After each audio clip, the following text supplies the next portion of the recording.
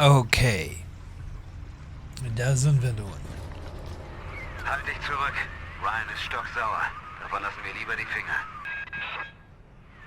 Es ist an der Zeit, entweder die Dinge in die Hand zu nehmen oder einzupacken. Ryan besitzt den genetischen Schlüssel zu Rapture. Wenn wir den von ihm bekommen, ist alles in Butter. Wenn nicht, tja, dann sind wir beide im Eimer. Willkommen im Zirkus der Werte. Wärst du so freundlich, endlich zu Ryans Büro zu gehen und den Drecksack umzubringen? Es wird Zeit, ein Ende zu machen. Jo. Cohen ist nicht mehr der Alte. Wenn du ihn gekannt hättest, als er noch an das Projekt glaubte und an den Kampf. Jetzt verrottet er in diesem Nimmerland und hofft, dass jemand kommt und ihm sagt, er hätte noch die Kraft, die er braucht. Ich nehme an, deshalb hat er dich verlassen.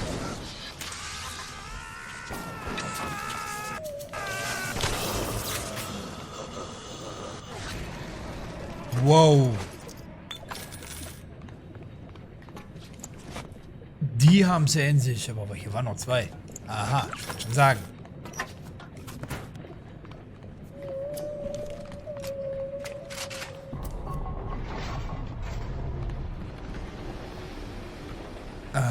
Ryan. Jetzt ahnst du's, hab ich recht? Andrew Ryan.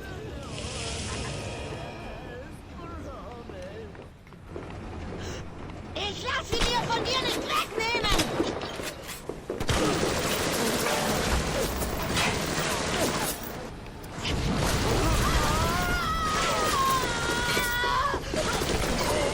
Wow.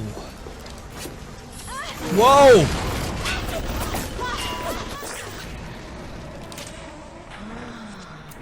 Ist das schön.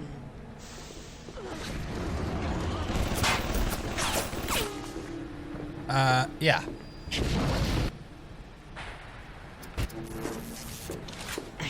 willst du von meiner Kleinen?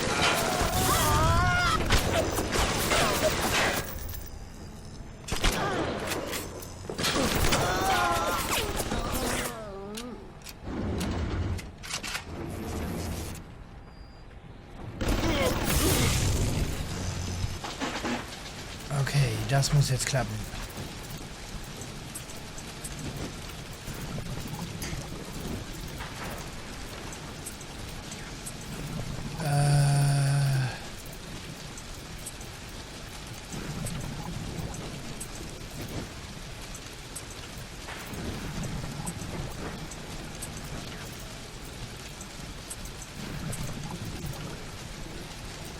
Oh nein, nein, nein.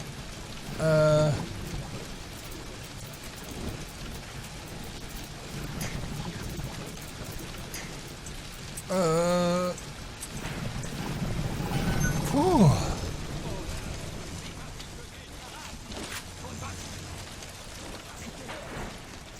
Willkommen im Zirkus der Werte. Boah. Was willst du denn?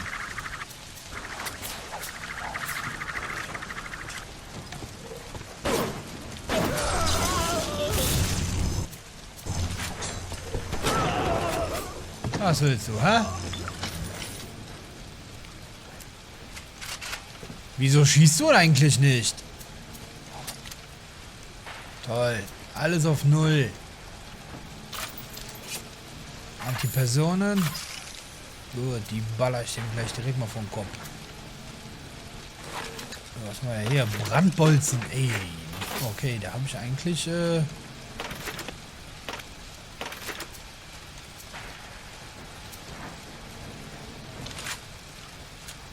Nee. So.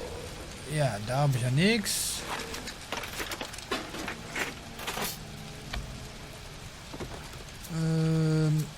Da habe ich auch nichts.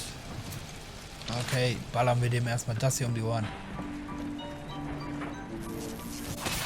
Vollladen. Gut.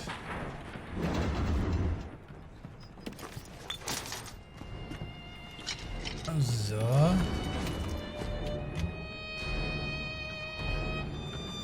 Wow, was soll man denn hier alles rumfliegen?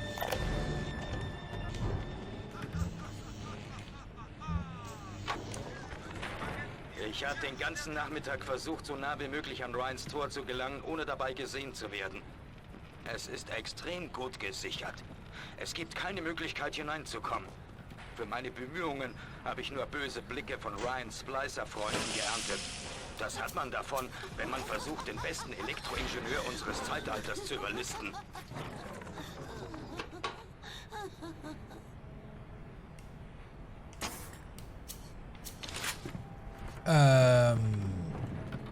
Ich komme da schon durch, Junge. Warte ab. Und wenn es das letzte ist, war die Stuhl. Splittergranate.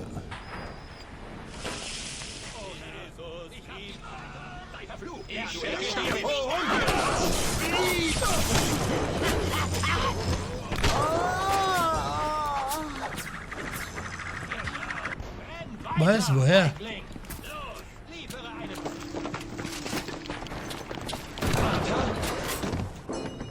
Ehrlich? Ich habe eure halbe Stadt schon ausgelöscht und trotzdem greift ihr mich an? Ihr seid echt sehr mutig. So, was kommt als nächstes hier? Na komm. Schieb mir irgendwas rein. Also dahin auf den Tisch. Wow, wow, wow, wow, wow.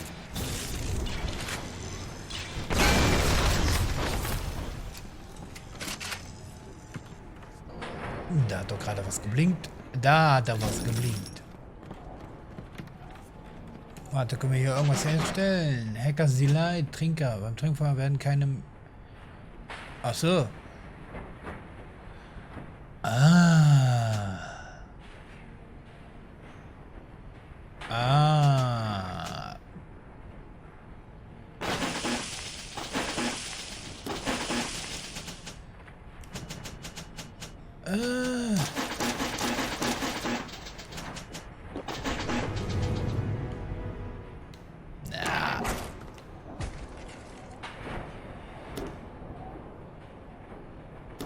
Och, wirklich. Ryan, ich komme. Ein Wurm blickt nach oben in das Antlitz Gottes. Aber nein, sieh dich genau um. Das ist ja ein regelrechter Würmeraufmarsch. Sie alle haben Mütter, Väter, Menschen, die sie lieben. Sie haben geheiratet und es mit ihren Ehefrauen getrieben. Warum glaubst du, du seist anders? Ich habe noch keinen Platz an der Wand für dich ausgewählt. Sag mir Bescheid, wenn dir einer besonders gut gefällt. Klar. Ich musste diesen dreckigen Affen 3 Wochen lang hart rannehmen, bis er endlich ausgespuckt hat, wie man an Andrew Ryan rankommt. Man muss ein phasenverschobenes Overload im Harmonicore Nummer 3 erzeugen. So einfach ist das. Jetzt muss ich nur rausfinden, was zum Geier ein phasenverschobenes Overload ist und, wo wir schon beim Thema sind, was ein Harmonicore Nummer 3 ist. Ein Kinderspiel für einen Elektroingenieur. Dumm nur, dass ich Designerin für Damenschuhe bin. Ich gehe mal zu den paar Mechanikern, die bei der Wärmeverlustüberwachung noch übrig sind. Mal sehen, was ich aus denen rausbekomme.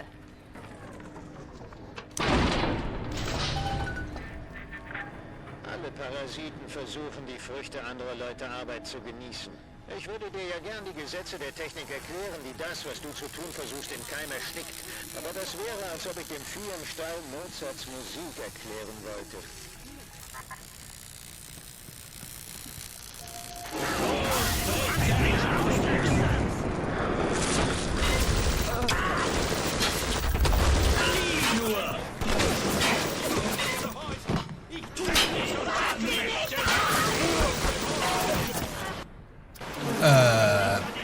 Yeah. Bienen, go! Whoa, whoa, whoa, whoa, whoa. Whoa! Whoa, whoa.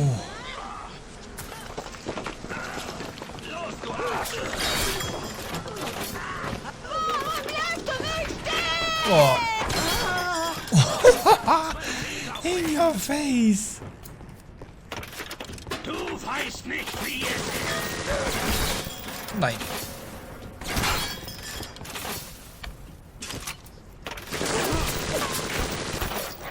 Rapture erwacht wieder zum Leben. Da kannst du nicht hören, wie wieder Luft in ihre Lungen strömt, wie die Läden wieder öffnen, wie es in den Schulen summt von den Gedanken junger Köpfe. Meine Stadt wird leben, meine Stadt wird gedeihen. Auf den Boden! Und wenn der Tag gekommen ist, werden wir aus deinem Grabstein Pflastersteine.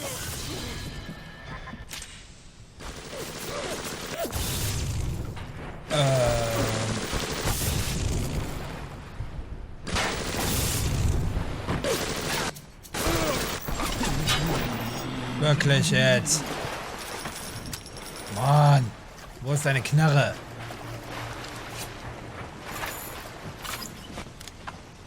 Messingrohr.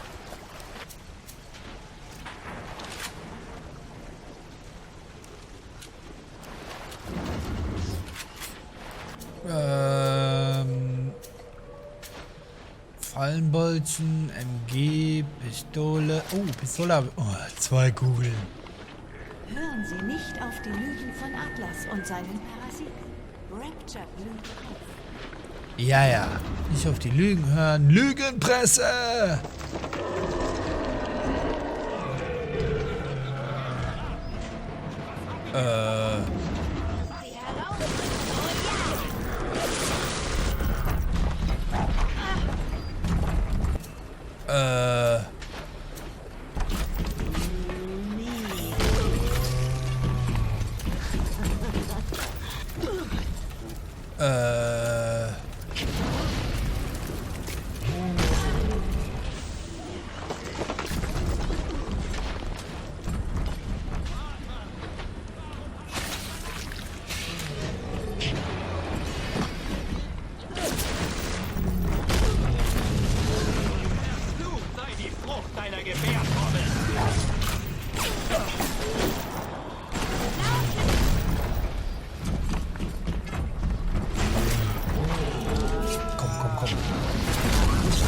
Ja, nie ist klar.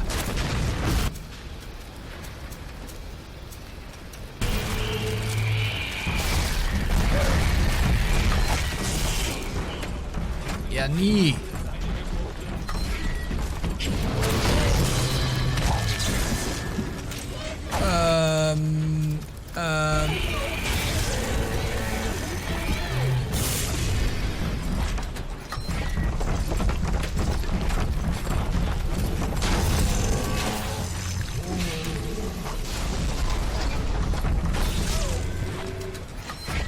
Boah, ist gut jetzt. Lad mal ein bisschen schneller nach.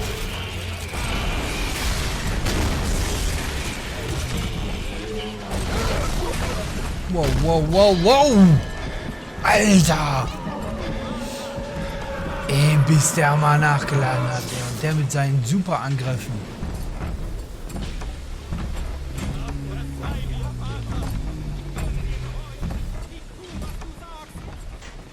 Ja, ja.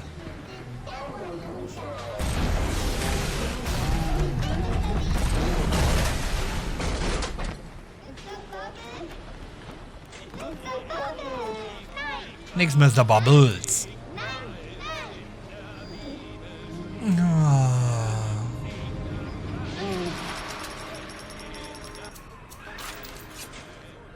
schreckliche Dinge gesehen und noch schlimmere Dinge selbst vollbracht.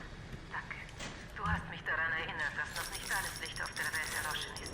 Ich schicke dir eine kleine. Sie wird dir behilflich sein. No.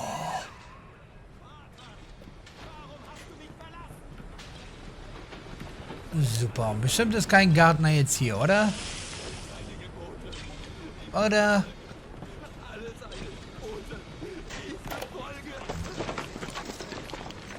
Mir scheint, von Payne kam sein eigener Untergang gar nicht so ungelegen.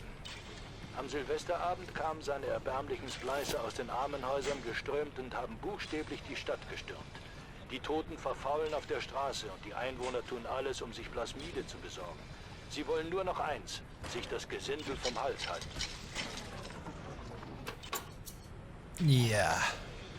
Wir glaubten uns vor dem göttlichen Licht verbergen zu können. Ist euch eigentlich klar, dass wir uns im Krieg befinden? Wenn ihr die Wartung der Big Daddies nicht ordentlich macht, verbrauchen sie die R34er, so wie die Nutten im Eves Apple Penicillin fressen. Atlas Schläger greifen uns pausenlos an. Diese Woche sind schon 2 Mechaniker draufgegangen. Wir müssen die Verluste so gering wie möglich halten. Wenn ich mit Amateuren hätte arbeiten wollen, wäre ich an Land geblieben. Ja. Oh nee, hau ab.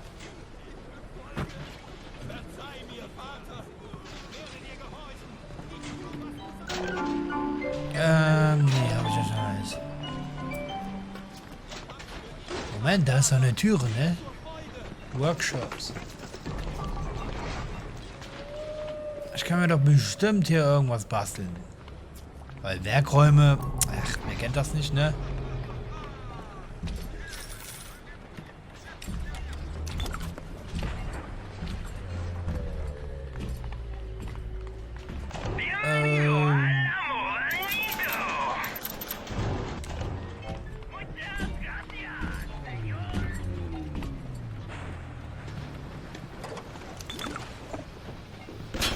Wow.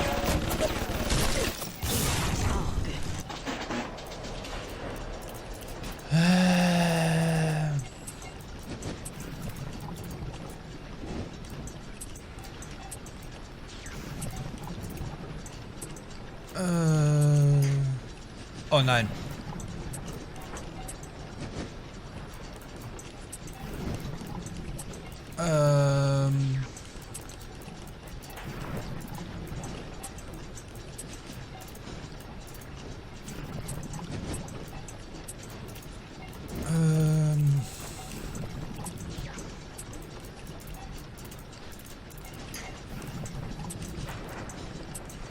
Komm schon.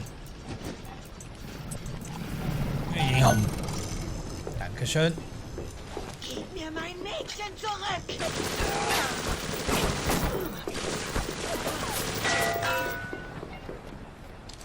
Komm da hier hin. Lieber Mann!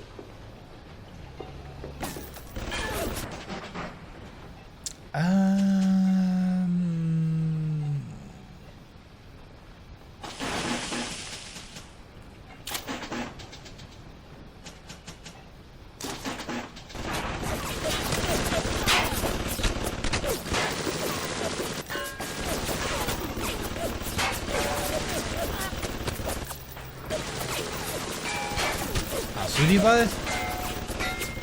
Könntest dich aber ein bisschen beeilen, ne?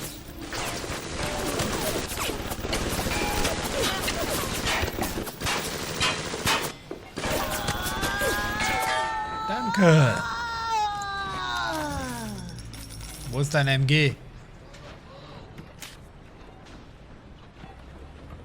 Was ist doch? Die hatte doch eine MG hier. Ionengel habe ich wohl genug. Nope.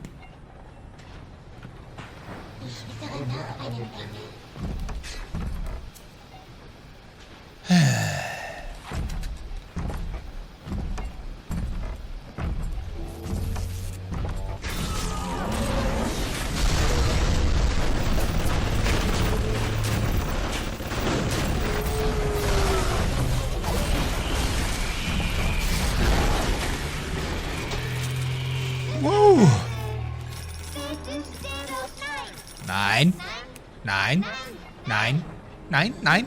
Wenn eine Frau sagt nein, dann nein. Armlänge Abstand. Danke. Bitte. Toll, jetzt müssen eigentlich 2 Geschenke da sein.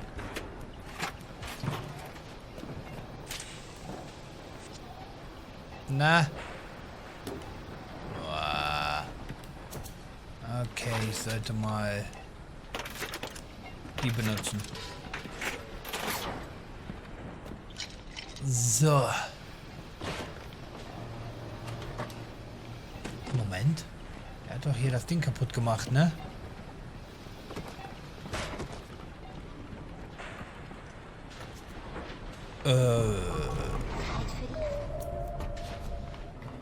Wo ist jetzt hier so ein Kackgarten. Oh.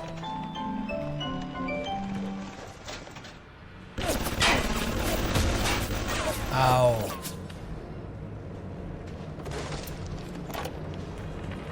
Ryans Spleiser schaffen gerade die junge Frau weg. Sicher ist sie eine von Ryans Spionen, eher geschickt, um mich auszuhorchen. Ich glaube es jedenfalls. Falls ich mich täusche, endet ein unschuldiges Mädchen an Ryans blutiger Trophäenwand. Falls ich recht habe. Naja, ich hoffe mal, ich habe recht. Das Gerät ist so gut wie fertig. Ich kann mir jetzt keine Gefühlsduseleien leisten. Bloß das nicht.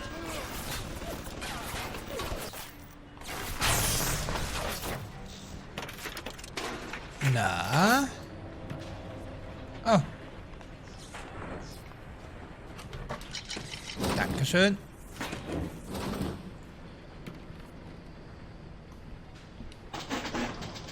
Ach du Scheiße.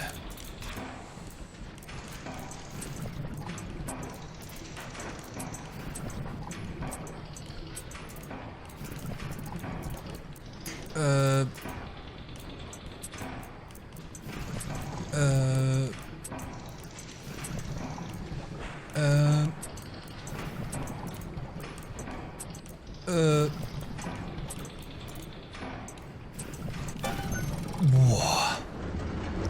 Wow.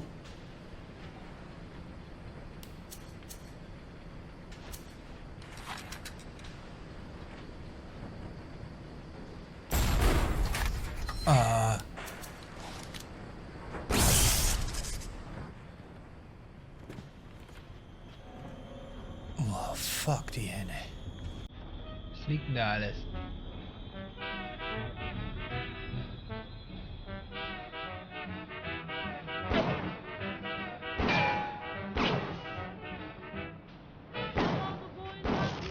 Oh, wirklich?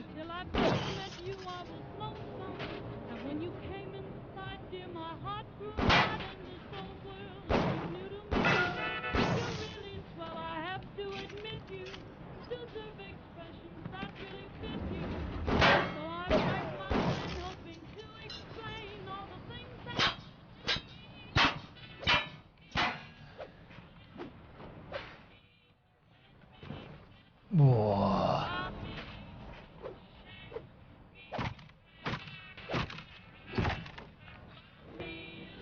Wirklich jetzt?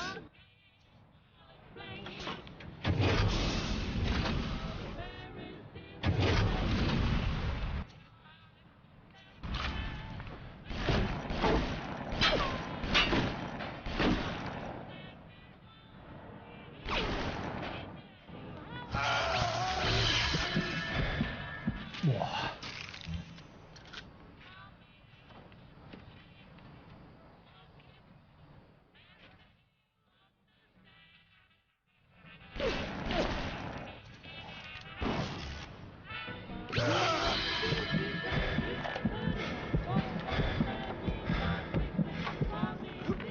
Fließt Blut auf den Straßen? Gewiss. Haben einige beschlossen, sich durch unvorsichtiges Splicen selbst zu vernichten? Zweifellos. Aber ich werde keine Verordnung herausgeben, ich werde kein Gesetz erlassen. Die große Macht, die große Kette der Schöpfung bewegt sich langsam, aber dafür weise und umsichtig. Unsere Ungeduld öffnet dem Parasiten Tür und Tor. Und wenn man ihn erstmal hereingelassen hat, wird er nicht mehr aufhören, die Stadt von innen aufzufressen.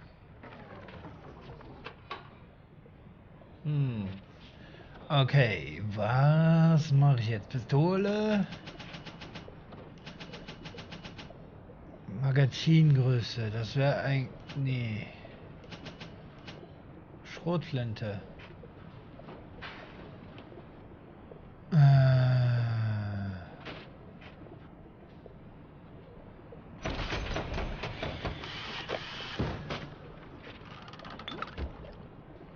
So.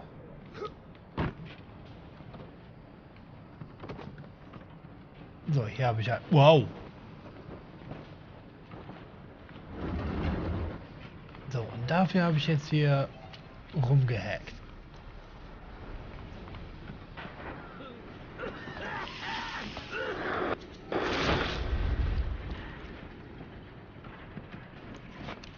Messingo. So, Pistolenmunition. Läuft. Läuft alles. Gott, wie weit kann ich noch weggehen?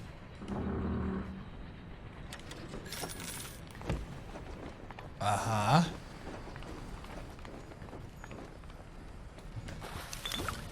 Aha. Mache deine Forschung effizienter mit Damage Research. Führe Analysen durch, wie du sie nie für möglich... Aha.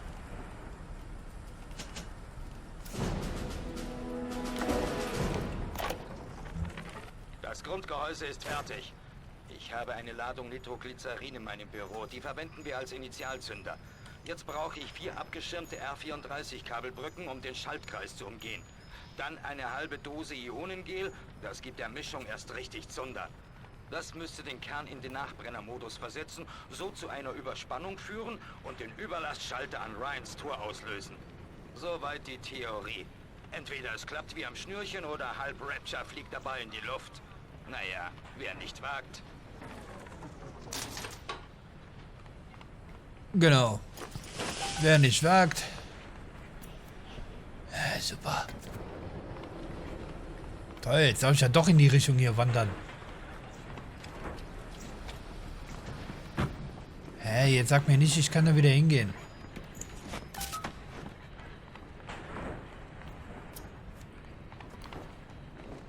Oh nein, jetzt sag mir nicht, ich muss hier die Big Daddies auf.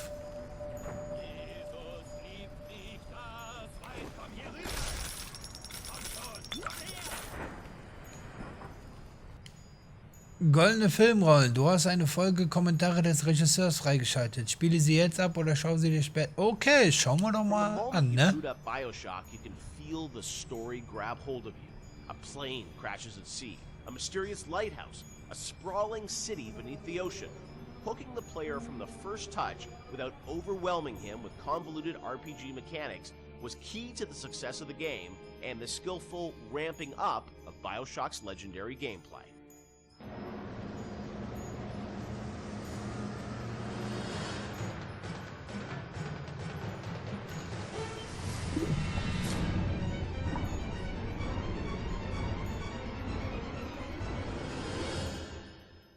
Bioshock has an amazing opening sequence that I can't imagine the game without it, with you know, the plane and sort of the crash. But I understand that didn't come online until like the very end of development. Sean, is that true? We had a couple of really depressing playtests. We had built all these systems. We thought we were doing a good job of like giving basically people a playground to play with and things to do. And when we had a playtest, we didn't realize how bad of a job we were doing in exposing those systems to the player, because we were so in these systems and in our own heads, we had no idea that we just weren't facing them towards the player at all. So after that playtest, we took a long, cold look at what we were doing and realized that we had to introduce we were confident enough in the systems that they were going to be fun and meaningful to the player, but we really had to think about how we were going to introduce these systems to the player, and in such a way that they understand why the systems were there. Like, you can't ship a README file with the game and expect people to read it. Like, it has to be part of the experience. So the challenge is, how do you introduce people to these systems, but do it in such a way that it fits within the narrative? So we had to integrate all of these things into the story cleanly so that the player felt like it was one smooth experience. And I think the zap 'em and whack 'em thing was one of those. And the 1-2 punch. Yeah, the 1-2 punch that came out of that. The plane sequence at the beginning, I heard a story that like a programmer put that together in like a day or two, and it was a very last minute thing, right? It was. So we had done a focus test, and we had it was one of the most depressing experiences of my life, because we were very close to being finished, and it was basically giving people what essentially became the demo, and people played it, and it was in Boston, and we were sort of behind these glass windows. All these sort of Boston guys are like, this is a wicked piece of shit. They hated it, and they were making fun of it, and they were saying, it's like watching some guys from Guys and Dolls beating each other up, and it's the stupidest thing they've ever seen. And we thought we were in pretty good shape at that point. And I remember the focus test guy was like sort of like a doctor giving me the bad news. Sorry, Ken, you better get your affairs in order. Right. And we all came into work the next day, and we were like, what are we going to do? And we were all pretty depressed, but I think we started talking, and as we talked, we started thinking about what are they saying to us? What are these people saying to us? What we think there's something there.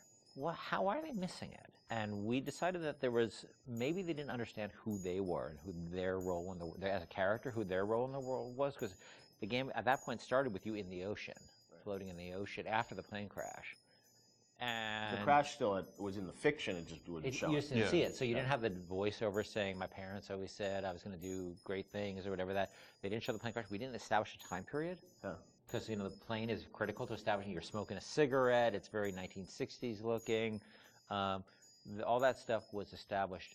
It wasn't established. So we decided we had no time and no money and no. So we sort of came up with a script. I wrote some lines, a line, I think. Nate, one of our artists, recorded the line. Steven and Sean and those guys got to work on building this very simple sequence, which was relatively simple sequence. And then the plane crash actually happens over the Bioshock logo we already had. But we wrote a radio play behind that with, altitude of the crash. And that, I think, set the emotional, and the people screaming in terror on the plane crash, that set the emotional tenor much better and explained who the player was. And all of a sudden, we released, then I think the next real encounter we had was people playing the demo, public encounter, and all of a sudden it was a very different experience. No, I remember even back in the day, I think we did a thing on TV where we kind of talked about it, and it was like that night, and I remember that night, like, people on the forums were just, like, going nuts. And even though the game had a lot of press attention, when people finally got to play it and go through that sequence, I just remember there was this mass sort of excitement around it, and then the game shipped only a few weeks after that, right, or a month after that? A week later, or a few days later. It's amazing, like, now to hear that, like, literally, like, a month before the game came out, like, the playing sequence came online or something. I mean, it was that late. Right? Well, we still had to go through certification and all that. Yeah, so it's like within, It wasn't far. It wasn't far. It was really last minute, and it was one of those things where, like, you really shouldn't be putting in content that late. But we felt it. We were so close to having something good that we just rolled the dice on it, and we worked really hard on it. Like, we worked really hard. I remember how much time I spent on just that recorded of altitude. I can still hear the different version of that in my head. There's been so much time on that stuff, and these guys were working on getting the animations right and the scene was shot in engine, but we decided to pre-render it so that we had to do less QA on it. Right. It wasn't going to be some like weird streaming error or crash error. Wow. It was just like, we're just going to show the video, And it's interesting because once you start in the ocean, we had this experience of testing a lot with the water effects and how beautiful Steven's water effects were. People didn't realize they were out of a cutscene at that point. And so they would just sit there and stare, and then they pick up the controller. And they pick up the controller, and all of a sudden they realize they were controlling things. But that, as Sean said, that part of the plane is not actually interactive. It was done in the engine, but we just filmed it.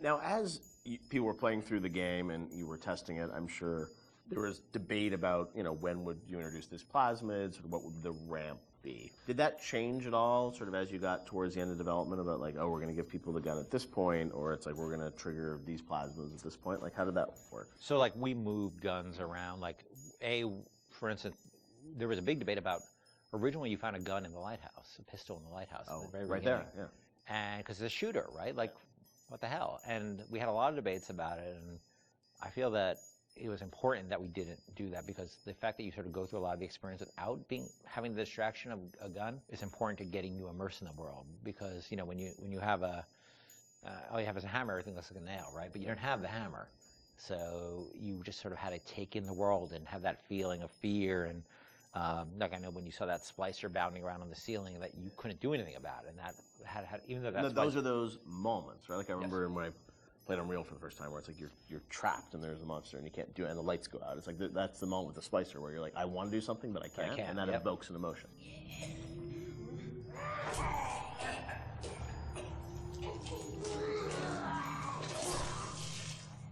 I remember we kept, moving where the machine gun appeared around and where various plasmids appeared around. It was a real, it's a real fine-tuning process. Yeah, and it gave us an opportunity, like especially with the shotgun, to really present the weapons, like put some space between them, It's a moment when you finally... Yeah, I think we get the shotgun Paul sequence. Paul Hellquist was, he put the sequence together for the, when you see the shotgun laying in the pool of light. Like every game developer knows what that means, you know. You know the minute you pick that thing up, something's going to happen, but it was still a very effective way, as I'm remembering it, to, oh look, I've been waiting for this thing, I'm going to pick it up, and now you have an immediate opportunity to use it, but you know, at the same time, we're trying to ramp up the tension level by having the splicers kind of on the outside of the light, so you can't really see them, and then coming in one at a time and attacking you. Yeah. And we had very few tools to really control how those splicers acted. So how they were set up and how the environment was lit was really important. You know, there's even other things like when you get the TK plasmid. I don't think we had a lot of physical space and opportunity and time to really present that, so we came up with the narrative that, you know, it was the doctor's office and he used TK to practice tennis. And we had the turret in there that threw tennis balls at you. So if you wanted to, you could catch the tennis balls and throw them, and you could knock things down. I think it revealed pickups that you could then, you know, pull to yourself with TK. But we're always trying to think of like little backstories that we could do. It doesn't have to be as involved as the shotgun ambush. Sometimes it's just, oh, let's take a grenade turret and turn it into a tennis ball turret. Because we want to, because I remember like the impulse was, you know, I've been to dentist's office, and there's always some like weird aspect of the dentist personality. They always want to get through their office, you know. They just have to have their hobby featured in some way, and so we saw an opportunity there to both feature this, he's a tennis nut, and teach TK at the same time.